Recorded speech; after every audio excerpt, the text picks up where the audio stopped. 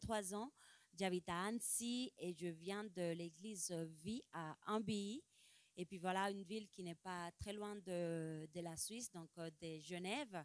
Et puis, je suis accompagnée de Eliette, c'est une des jeunes de notre groupe des jeunes à Ambilly. Parce que moi, je suis responsable des jeunes pour les 12-18 ans. Et puis, Eliette, j'ai la joie qu'elle soit avec moi ce week-end parce que hier, on a passé une super journée avec quelques jeunes de cette église pour la formation Next Gen, intitulée Leader de la prochaine génération. Donc, on a été bénis. Vraiment, c'était une joie, c'était une grâce d'être là. Vraiment, j'aime cette église. J'aime le corps de Christ tout simplement parce que c'est un endroit où on peut se réunir ensemble. C'est un endroit où on peut louer notre Dieu ensemble. Et puis, quand je vois tous les chants qu'on a pris, vraiment, c'est merveilleux parce qu'on a élevé le nom de Jésus. Amen. On a élevé le nom qui est digne d'être élevé, le nom qui est digne d'être exalté, d'être glorifié. Et si nous sommes là ce matin, c'est parce qu'il y a un qui a donné sa vie à la croix et il s'appelle Jésus. Amen. Donc, sentez-vous libre de dire Amen, de dire gloire à Dieu. Vous savez, je viens de la République dominicaine et puis chez nous, c'est vraiment... Ça bouge dans tout le temps. Donc, si vous devez vous lever, si vous devez dire Amen, sentez-vous libre. Moi, ça ne va pas me gêner. Peut-être vous un peu plus, mais en tout cas, il n'y a pas de souci. Et puis, voilà, je me réjouis d'être là ce matin pour vous apporter le message. Et puis, c'est wow. C'est wow tout simplement parce que je vois que tout a été conduit. Parce que ce matin, je ne vais peut-être pas vous m'attarder sur un millier de choses, sur des milliers de versets, parce que je veux qu'ensemble, on puisse revenir à l'essentiel. Revenir à l'essentiel. Et l'essentiel, c'est Jésus. Amen. L'essentiel, c'est Jésus. On entend, je pense, dans toutes nos églises, on est béni d'entendre des messages qui parlent de beaucoup de choses, de comment agir dans notre vie, des choses pratiques, des choses théoriques. Et c'est super bien. Moi, je suis dimanche après dimanche béni dans mon église par le thème des prédications et je pense que vous aussi. Mais je veux te parler ce matin d'un Dieu qui guérit, d'un Dieu qui restaure. C'est lui qui est le consolateur, qui essuie les larmes, qui restaure les cœurs brisés. Et j'ai l'impression que parfois, on est loin de l'essentiel.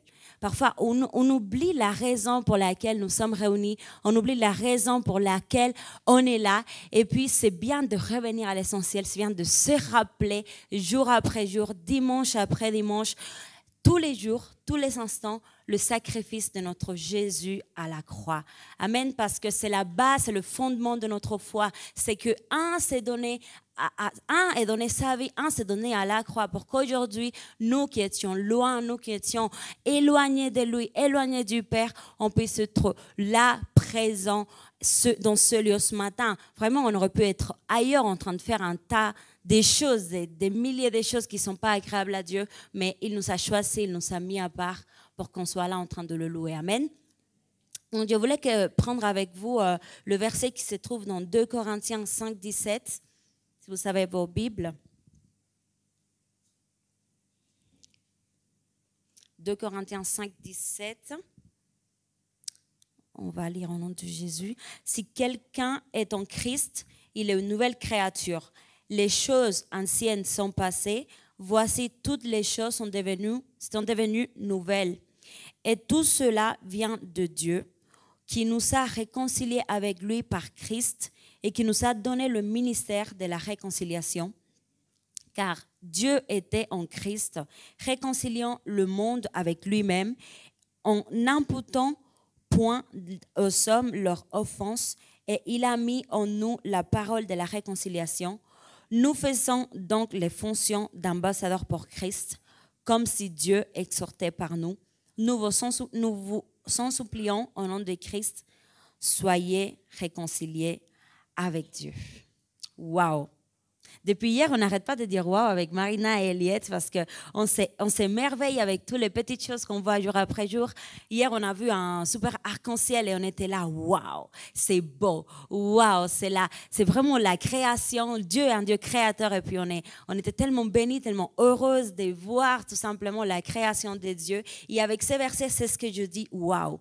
Pourquoi? Parce qu'il dit, nous avons été réconciliés avec lui par Christ. Nous sommes ambassadeurs de la réconciliation. Nous sommes ici-bas pour être ces ambassadeurs, pour avoir le ministère de la réconciliation, comme ce verset le dit. Nous sommes tous appelés à être ambassadeurs du royaume. Mais je trouve que souvent, on ne comprend pas tout à fait ce mot réconciliation, parce que Dieu, ce qu'il fait, c'est qu'avant de nous donner le ministère de la réconciliation, si on lit le verset, la première chose qu'on voit, c'est que nous avons été réconciliés avec lui. Mais avant ça, le verset dit, nous sommes une nouvelle créature. Donc, je sais que chacun de nous, nous avons des parcours différents, on a été appelés de manière différente, on a été touchés de manière différente, mais en tout cas, le but du Seigneur, en envoyant Jésus, c'est de nous réconcilier avec lui. Peu importe ce qu'on était, peu importe ce qu'on faisait dans le monde, peu importe ce qu'on était, les choses qu'on faisait, son but a été de nous réconcilier, de nous rapprocher, de nous unir avec lui. La Bible dit, vous qui étiez morts par vos offenses et par vos péchés dans lesquels vous marchiez autrefois, selon le train de ce monde, selon le prince de la puissance de l'air, de l'esprit qui agit maintenant dans le fils de la rébellion, nous tous aussi, nous étions de leur nombre et nous vivions autrefois selon les convoitises de notre chair, accomplissant les volontés de la chair et de nos pensées, et nous étions par nature des enfants de colère comme les autres. Mais Dieu, qui est riche en miséricorde, à cause du grand amour dont il nous a aimés, nous étions morts par nos offenses, nous qui étions morts par nos offenses, nous a rendus à la vie avec Christ. Et c'est par grâce que nous sommes sauvés. Amen. Dieu est un Dieu restaurateur. Et je veux qu'on fasse un aparté ou un point. C'est le Dieu qui restaure. Nous avons été réconciliés avec lui. Et quand on lit en Ecclésiaste 3,15, c'est marqué ce qui a été et ce qui est sera déjà été. Moi, j'ai du mal avec ce verset parce que je le lis souvent en espagnol parce que je parle espagnol et du coup, je fais la traduction parce que je trouve que celui qui est en espagnol, il est un peu plus pertinent. Mais en tout cas, à la fin de ce verset, c'est marqué « Et Dieu restaure ce qui est passé. Toutes choses sont faites nouvelles. » Qu'est-ce que c'est la restauration? C'est remettre quelque chose en bon état ou dans son état initial. C'est remettre quelque chose en bon état ou dans son état initial. Du coup, j'ai changé le mot quelque chose par personne. Restauration, c'est remettre une personne dans son état, dans son bon état ou dans son état initial. Ici, on reprend tout début en Genèse, quand on a vu la Sainte Trinité qui s'est rejoint pour créer l'homme, Dieu dit, faisons l'homme à notre image, conforme à notre ressemblance. Et on voit que quand Dieu crée l'homme, il était fait pour être semblable à Dieu. C'est peut-être basique ce que je suis en train de vous dire, c'est peut-être redondant, mais c'est essentiel, c'est nécessaire. L'homme a été créé à l'image de Dieu, son péché pour être en union, en koinonia avec lui. Mais il y a quelque chose qui s'est passé et c'est le péché. Quand le péché est venu dans la vie de l'homme, l'état initial de l'homme dans lequel Dieu avait créé, il a été complètement changé. C'est pour ça que quand on voit que normalement l'être humain était créé pour vivre éternellement avec le Père, et puis à cause du péché, du coup, il y a eu la mort. L'homme, il n'y avait pas de maladie à ce moment-là. À cause du péché, il y a eu la maladie. Donc, pourquoi je vous dis ça? Parce que la restauration, c'est remettre quelque chose qui était avant dans un état et le remettre dans son état initial. Et c'est exactement ce que Dieu veut faire avec chacun de nous. Ce que Dieu veut faire avec la création, c'est de restaurer, guérir, afin de retrouver cette union, cette communion avec le Père, cette communion avec lui qui était prévue avant. C'est pour ça que c'est marqué dans 2 Corinthiens 7, 14. Si mon peuple sur qui est invoqué mon nom s'humilie, prie et cherche ma face, et s'il se détourne de mauvaises voies, je l'exaucerai des cieux, je lui pardonnerai son péché et je guérirai son pays. On a vu que le Seigneur a essayé par plusieurs moyens de rapprocher l'homme à son cœur, de restaurer le peuple, de guérir la nation. Il a envoyé des prophètes, il a envoyé des personnes pour que son peuple, qui le faisait autant mal avec les vices, avec la méchanceté, puisse se retourner vers lui. Et puis, rien ne marchait finalement. Rien ne marchait, les années sont passées et année après année, les choses continuaient de la même manière. Et il est dit qu'entre le dernier livre de l'Ancien Testament et le premier livre du Nouveau Testament, il y a eu un silence. Il y a eu 400 ans de silence. Il paraît que le peuple avait cru que Dieu n'avait plus de moyens. Il a tellement essayé de tourner l'homme vers lui. Et puis, le peuple avait cru que Dieu ne parle plus, il n'y avait plus de prophètes, donc Dieu avait fini. Mais il y a eu une bonne nouvelle dans Matthieu 1, la généalogie de Jésus, et on voit que Dieu n'avait pas fini avec son peuple, parce qu'il avait déjà prévu que même si son peuple était méchant, même si nous étions dans le péché, il avait prévu bien avant qu'on était créé, il avait prévu son Fils unique pour que son peuple, pour que nous puissions nous retourner vers lui. Donc, la première chose qu'il fait quand nous, on vient à lui, c'est nous remettre dans notre état initial. C'est nous restaurer, c'est nous guérir. C'est pour ça que peut-être que vous avez des histoires différentes, mais dans mon cas, en tout cas, j'ai été complètement guérie. J'ai eu une nouvelle identité. Je ne vais peut-être pas m'attarder dans mon témoignage, mais si je vais peut-être donner une seule partie. Mais vous savez, ça fait 5 ans que je suis en France. Et puis, je suis arrivée en 2018. J'ai quitté mon pays, j'ai laissé tout là-bas. Je suis venue rejoindre ma mère et pendant 2 ans, je n'étais pas chrétienne à cette époque-là, et pendant 2 ans, j'avais une grande question. Et c'était, qu'est-ce que je fais ici?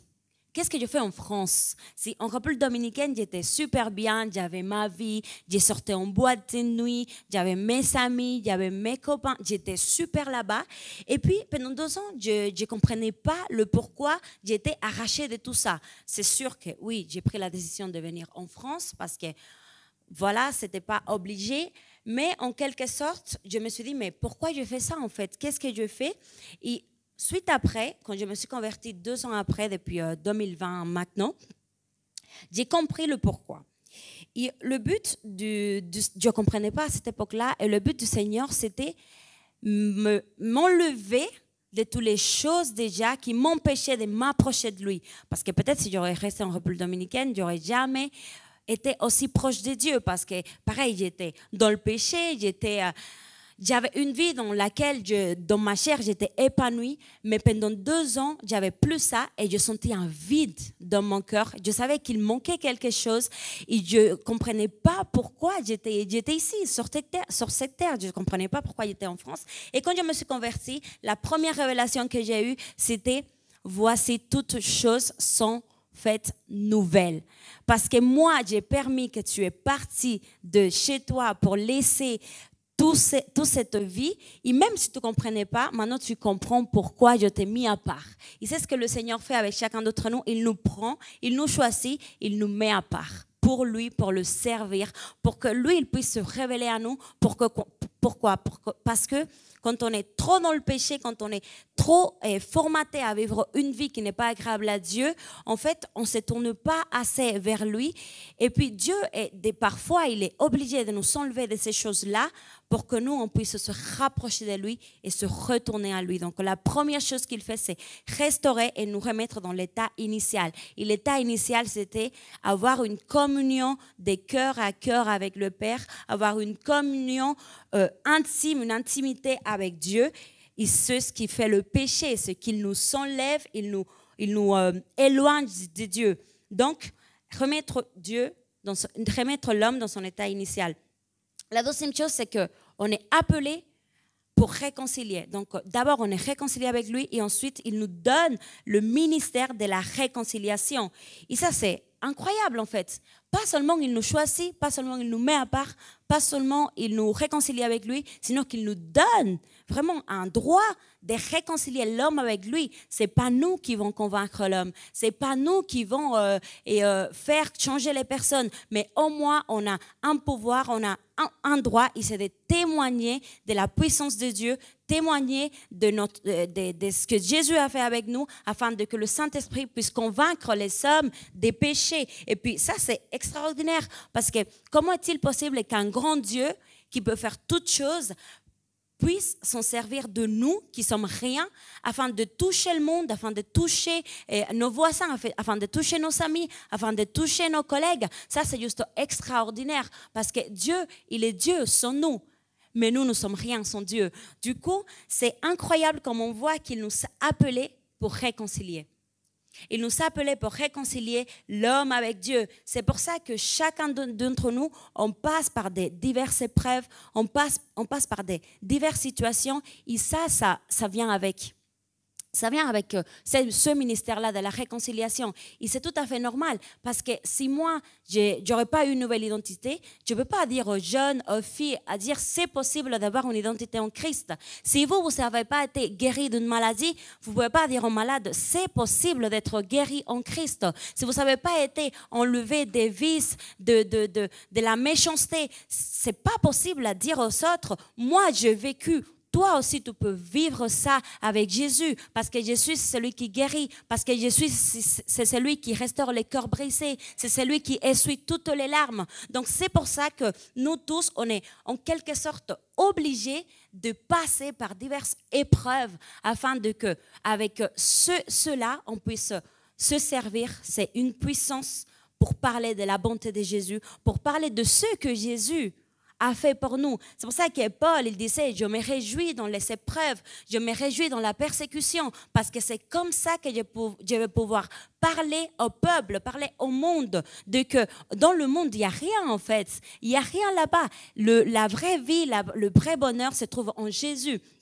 Donc, sachez que quoi que n'importe la situation dans laquelle vous êtes en train de passer dans votre vie, Dieu a un but. Ça, c'est sûr. Dieu a un plan. Parce que chacun d'entre nous, nous sommes dans la main de Dieu. Et du moment où on dit, Seigneur, je me soumets à toi, Seigneur, je me remets à toi, chaque chose qui passe jour après jour dans votre vie, Dieu est au contrôle. Ça, c'est peut-être pas nouveau pour vous, mais Dieu est au contrôle et Dieu a un but, un plan. C'est pour impacter, c'est pour afin de témoigner de que le nom de Jésus soit élevé à travers votre vie, à travers votre vécu. Amen. Est-ce que vous croyez que votre histoire peut impacter votre génération? Est-ce que vous croyez que votre histoire peut impacter vos voisinages? Est-ce que vous croyez que votre histoire peut impacter vos collègues, vos amis, votre famille, tout simplement? Même votre famille peut impacter votre témoignage. Et ça, parfois, moi, j'ai eu du mal avec ça, parce que il y a 1 an maintenant que j'ai intégré mon église, et puis ça fait 9 mois que je suis devenue responsable des jeunes. Et du coup, quand on a un poste à responsabilité, c'est pas évident. C'est pas simple. Parce qu'on a beaucoup de choses à gérer. Et puis, moi, je suis étudiante, je travaille, je suis en alternance. Donc, j'ai vraiment beaucoup de choses. Et à part ça, j'ai ma famille. Donc, j'habite avec mon petit frère, ma petite soeur, ma maman, etc. Donc, moi, j'avais les premiers mois de la rentrée en septembre, j'avais vraiment du mal à équilibrer tous les milieux de ma vie. Et du coup, j'ai arrivé à un moment dans lequel mon petit frère, il a 12 ans, il rentre dans l'adolescence. Et puis, il est arrivé à un moment dans lequel mon témoignage ne rentrait pas à témoignage. En fait, mon témoignage ne faisait rien pour impacter ma famille. Alors que moi, je dis, je prie pour eux, ça passe en fait. Je prie pour eux et puis moi, je continue dans mes responsabilités. Et puis, je passe même pas du temps avec eux, tout va bien. Sauf qu'à un moment, j'étais arrêtée par le Seigneur. Et puis même, en plus, c'était une porte qui était ouverte à l'ennemi pour l'accusation. Parce que c'était, regarde tout ce que tu fais pour Dieu, mais regarde le témoignage que tu es en train de donner à ta famille. Ton frère, il rentre dans l'adolescence, il devient de plus en plus... voilà, il s'éloigne de Dieu, ta sœur aussi. Et du coup, moi, ça m'a beaucoup travaillé, parce que, en fait, on ne comprend pas forcément à quel point notre témoignage, nos actions sont importantes pour impacter les gens qui sont autour de nous. Et ça commence d'abord par notre famille. Ça commence d'abord par les gens qui sont autour de nous. D'abord, il y a nous et ensuite, c'est comme un cercle qui va se... Il y a notre famille, il y a notre voisinage, il y a nos collègues, il y a nos amis, il y a notre travail, il y a la ville. Et tout ça, tout ce qu'on fait jour après jour, ça peut impacter.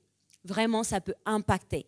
Parce que du moment où j'ai compris qu'il faut équilibrer, même si ce n'est pas évident, ma vie, mais que j'ai compris que je peux faire un tas de choses pour Dieu, mais qu'en contrepartie, si mon témoignage ne rend pas un bon témoignage, ça ne va pas marcher. Et quand j'ai compris ça, je vous assure que presque un week-end sur deux, on sort en ville avec mon petit frère, ma petite soeur, et on est bien, on est heureux, on est en famille, on passe du temps, et ça les impacte. Et mon frère, il m'a dit, je vais venir au groupe des jeunes avec toi. Il m'a dit lui-même, je ne lui ai même pas proposé, je vais venir au groupe des jeunes avec toi. C'est complètement faux à quel point ça peut impacter. Donc, tout ça pour vous dire que votre histoire, ça compte. Votre histoire, ça compte. Vraiment, moi, quand je me suis convertie, peut-être que je vais donner beaucoup de témoignages, mais moi, quand je me suis convertie, je me suis convertie par Zoom, du coup, c'était pendant le Covid.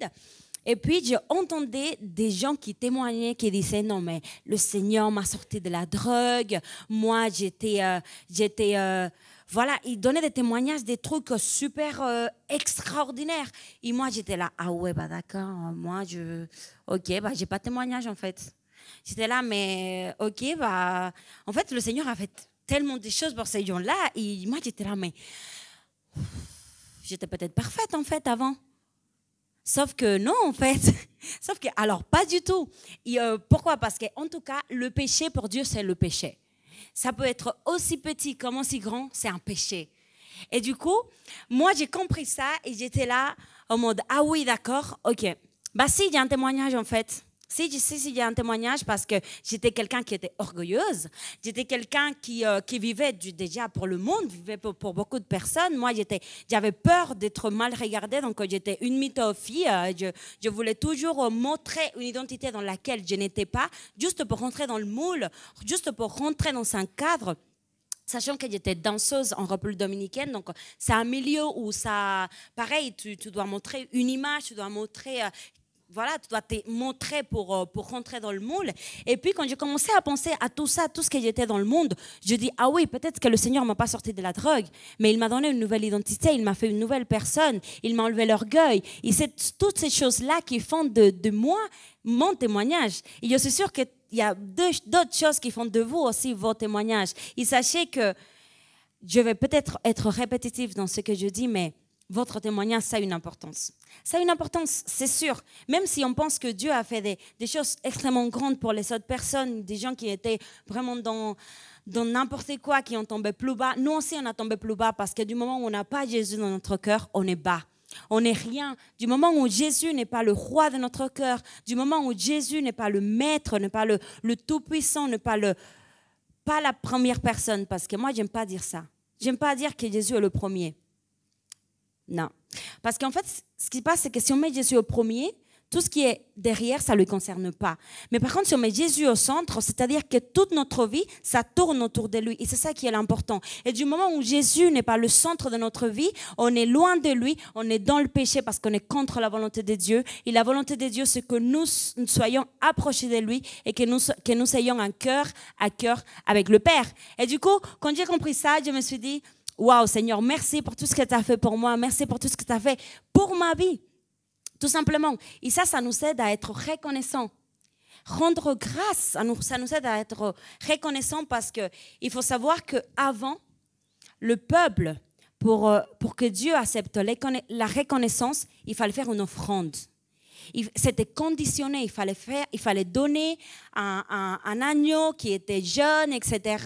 Peut-être je ne vais pas vous raconter toute l'histoire, mais en tout cas, pour que la reconnaissance puisse monter au trône de Dieu, il fallait apporter une offrande. Il fallait faire l'encens. Vous voyez ce que c'est l'encens? L'encens, c'est ça, l'encens. l'encens. Voilà, exactement. Je savais que j'avais du mal avec ça. L'encens, pour que Dieu accepte la reconnaissance. Mais il faut dire, waouh, Seigneur, merci, tu m'as épargné de tout ça. Parce que maintenant, avec la mort et la résurrection de Jésus à la croix, on n'a pas besoin de tout ça. On a juste à dire, merci Seigneur pour tout ce que tu as fait pour ma vie. Merci Seigneur parce que tu m'as enlevé de la mort, tu m'as donné la vie, tu m'as enlevé du péché. Et ça, c'est vraiment, si vous ne savez pas des sujets de reconnaissance, prenez ça. Parce que ça, c'est notre première motivation. Jésus est notre première motivation dans cette église et dans toutes les églises. Jésus est le premier. Jésus est le centre. C'est notre première motivation. Et si jamais vous vous levez et que vous dites « Ah ouais, mais j'ai rien, pourquoi rendre grâce ?» Dites « Merci parce que tu m'as sauvé. Merci parce que tu m'as guéri. Merci parce que tu m'as restauré. Et merci parce que tu es avec moi jour après jour. Tout à l'heure, j'ai entendu une prière, je ne sais plus qui c'est qui a prié, qui a dit « Seigneur, merci parce que tu es avec moi ». Et ça, c'est bon d'entendre ça. Parce que parfois, quand on est dans nos défis, quand on est dans les difficultés, on a l'impression que Dieu nous a lâchés. On a l'impression que Dieu n'est pas avec nous. Et ça, moi-même, ça m'est déjà arrivé. Mais quand on comprend que Jésus, quand il est parti, il a dit, je m'en vais, mais je ne vais pas vous laisser tout seul. Je serai avec vous tous les jours de votre vie, même si vous ne sentez pas la manifestation du Saint-Esprit, vous êtes sûr que Dieu est avec vous, parce que c'est une promesse, parce que c'est Emmanuel, parce qu'il est avec nous jour après jour. Et même si on traverse des difficultés, même si on traverse des épreuves, il est avec nous. Amen. Il est avec nous. Il est avec nous. Et ça, c'est vraiment un autre sujet de reconnaissance. Là, j'ai basculé de la restauration à la reconnaissance, je pense. Mais là, c'est un autre sujet de reconnaissance. C'est le fait de dire, Seigneur, j'aurais pu être dans le monde, ça fait la peine, voir comme le monde est, tout ce qui se passe. Vraiment, je ne sais pas vous, mais moi, ça me fait la peine, vraiment. De voir tout ce qui se passe dans le monde en ce moment. Il y a vraiment des choses qui sont... C'est la fin des temps. C'est la fin des temps. Il y a des choses, il y a les guerres. Vous voyez tout ce qui se passe. Si vous voyez les réseaux, puis les journaux, il y a vraiment des choses, des gens qui sont en train de se perdre sans Jésus. Il y a vraiment la guerre. Il y a des choses qui sont... Je ne vais peut-être pas exagérer, mais c'est grave ce qui se passe. Et malgré ça, on n'est pas assez reconnaissant à dire « Seigneur, merci parce que je ne suis plus dans le monde. Merci parce que tu m'as mis à part. Merci parce que tu m'as choisi. » Ça, c'est vraiment, ça doit être notre motivation. Et ça doit être notre sujet de reconnaissance jour après jour. Ça ne doit pas manquer dans nos prières. Je le dis pour vous, mais je le dis aussi pour moi. Ça ne doit pas manquer dans nos prières. Merci Seigneur parce que tu m'as guéri. Merci Seigneur parce que tu m'as restauré. Et peut-être que tu as besoin de guérison ou peut-être que tu n'es pas tout à fait restauré. Mais j'ai envie de te dire que Dieu le fera, que Dieu va le faire. Et du coup, au lieu de dire merci Seigneur pour ma maladie, tu dis merci Seigneur parce que tu m'as guéri. Parce que tu m'as guéri. Et même si je vois que ce n'est pas fait, tu m'as guéri. Parce que la maladie n'existe pas dans le royaume des cieux. Amen. Et la volonté de Dieu s'est accomplie ici-bas à travers nous. Donc, ça c'est aussi notre motivation, c'est aller foncer de l'avant et dire Seigneur, c'est pas par la vue, c'est par la foi. C'est pas par la vue, c'est par la foi. Parce que tu as donné tout à la croix pour que je sois guéri. Tu as donné tout à la croix pour que je sois sauvé. Ok, je comprends que je suis sauvé. Mais pourquoi je ne peux pas comprendre que je suis aussi guéri à la croix? Ça va au même stade. Parce que Jésus n'est pas mort juste pour nous donner le salut. Il est aussi mort pour nous donner la guérison, pour nous donner la restauration, pour nous donner la vie éternelle. Donc, au même niveau qu'on croit que Jésus est mort pour notre salut, à ce niveau-là, on doit croire que Jésus est mort pour nous donner la guérison. Amen. Pour nous restaurer. Donc, j'aimerais te dire ce matin, c'est que Dieu le fait. Que Dieu est un Dieu qui guérit. Dieu est un Dieu qui restaure. Amen. Et peut-être que tu ne le crois pas dans ton cœur. Peut-être que tu ne le crois pas assez. Mais c'est vrai. C'est certain. Parce que c'est écrit, c'est dans la parole. Et la parole, c'est la vérité. Amen. Est-ce qu'on peut se lever et prier ensemble? Est-ce qu'on peut fermer nos yeux? Alléluia. Merci Seigneur. Gloire à toi, Père. Est-ce que vous pouvez lever vos voix, sentez-vous libre de dire Seigneur, merci parce que tu m'as guéri. Merci parce que tu m'as sauvé. Merci parce que tu m'as mis à part, tu m'as choisi. Et peut-être que ce n'est pas la réalité de tout le monde. Mais j'aimerais te dire que c'est faisable. Dieu l'a déjà fait à la croix. Et puis, si tu as besoin de restauration, si tu as besoin du salut, cours vers lui. Et puis, il a c'est vrai, grand ouvert pour toi, pour t'accueillir. Parle à lui et dis-lui, Seigneur, j'ai besoin de toi. Il faut que tu reconnaisses à quel point tu as besoin de lui. Parce que par nous-mêmes, on ne peut rien faire. Par nous-mêmes, on ne peut rien faire. Alléluia. Merci, Seigneur. Gloire à toi, Père. Merci, Seigneur, pour le salut. Merci, Seigneur, parce que parfois, on n'a pas assez conscience du sacrifice que tu as fait à la croix pour nous. Merci parce que parfois, on parle, on chante sans conviction, Seigneur. Mais tu nous rappelles tous les jours, Seigneur, à quel point tu t'es donné à la croix. À quel point tu es bon pour nous, Seigneur. Donc, merci pour ça. Merci pour nous rappeler jour après jour ton ministère, Seigneur, le ministère de la réconciliation.